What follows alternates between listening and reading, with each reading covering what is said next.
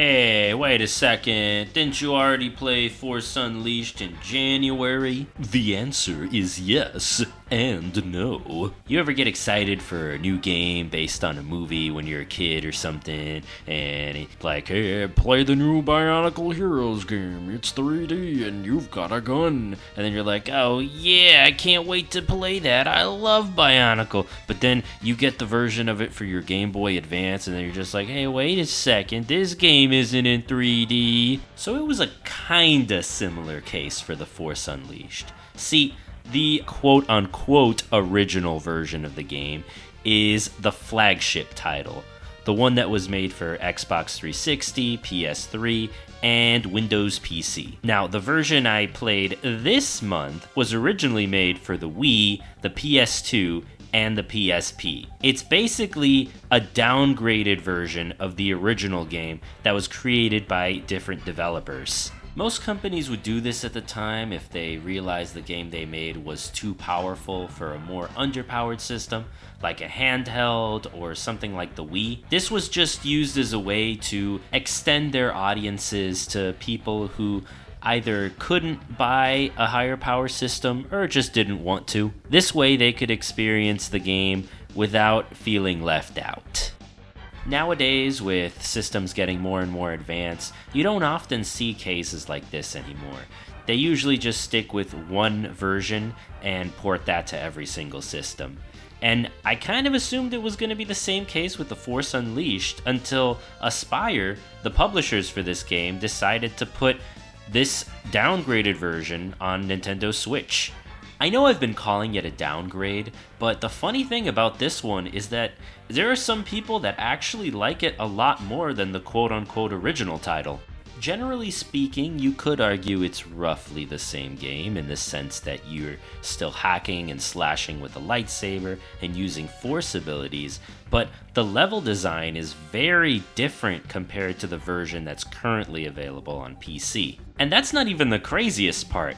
Despite being a downgrade in terms of graphics, this version is honestly an upgrade when it comes to the story, because for some reason there's all these new areas that you just don't experience in the flagship title. In the original game, Starkiller goes mission to mission killing Jedi, and he still does that here, except the biggest difference is that in between those missions, he'll visit the Jedi Temple to do like a challenge so that he can train himself. And, it also helps a bit when it comes to his development because he encounters some older Sith Lords. Granted, they're implied to be visions, but still, it's a type of thing that just made me think, oh man, that was not in the original. What happened? There's even some pretty subtle differences that I didn't even notice weren't in the original at first. Like, there's this scene where he goes to a planet with Juno, his pilot, and Juno reminisces on a time when she was involved with wiping out a planet and kind of feeling guilty about it.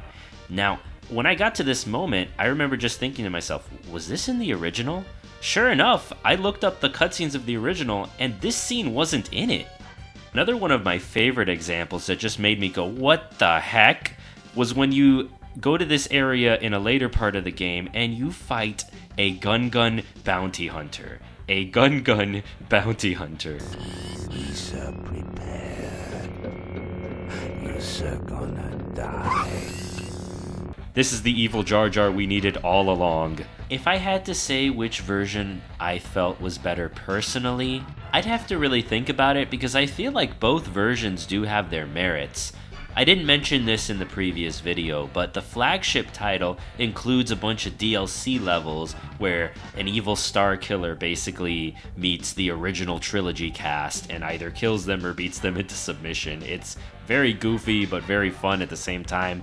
You don't get those levels in this version, unfortunately, because it came out on systems that don't support DLC. But at the same time, you get some of the cool extra stuff like the Jedi Temple levels where you fight the Sith Lords and that whole thing I mentioned with the Bounty Hunter gun. That type of stuff you don't get in the flagship version. So it really is a pick or choose it.